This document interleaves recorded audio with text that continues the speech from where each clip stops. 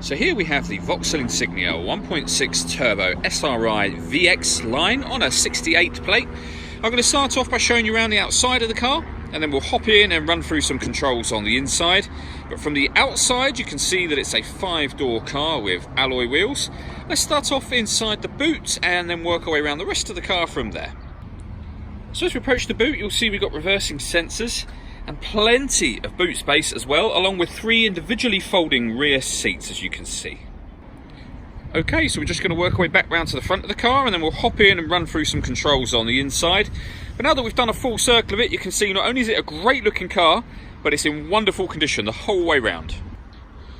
Just briefly before we climb in, I think it's well as seeing the interior from this exterior point of view. There's plenty to run through on the dashboard, so let's hop in and we'll do that right now. Okay, so now that we're inside the car, we're going to start with the dials. On the left-hand side, we have the rev counter, and on the right-hand side, the speedometer.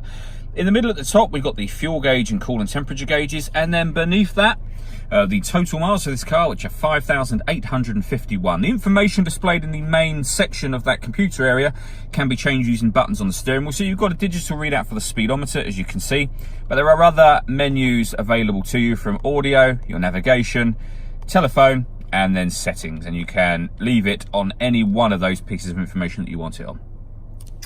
Backing out to the steering wheel, the buttons I was using just a moment ago are these ones on the right hand side.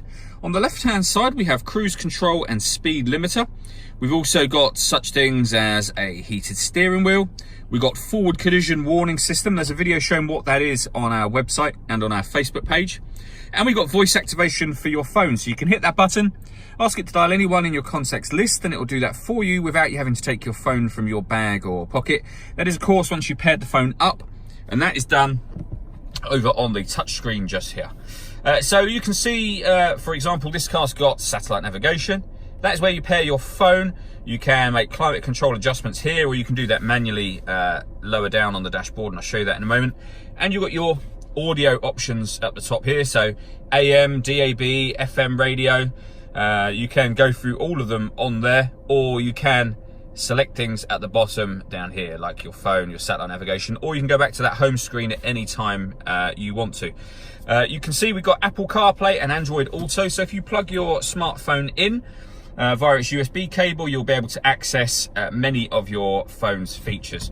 And on top of all of that, this car's also got a full colour reversing camera with guidelines showing you what direction it's headed in relation to the image that you see on the screen. So it does make this car very easy to park.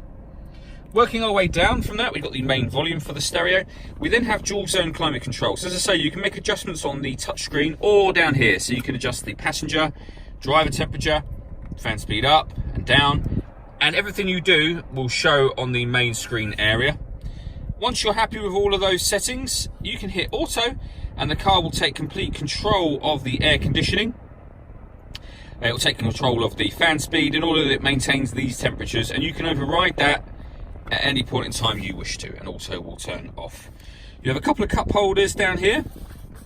Then we've got these buttons. So that one turns off the parking sensors.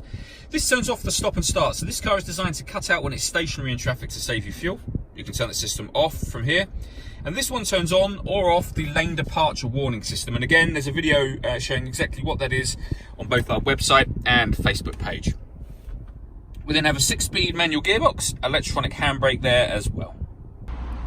All that leaves me to say is thank you for taking the time to watch this video. If you'd like to come and see the car in person and have a test drive, please feel free to call any of our MJA sites. We'd love to hear from you soon.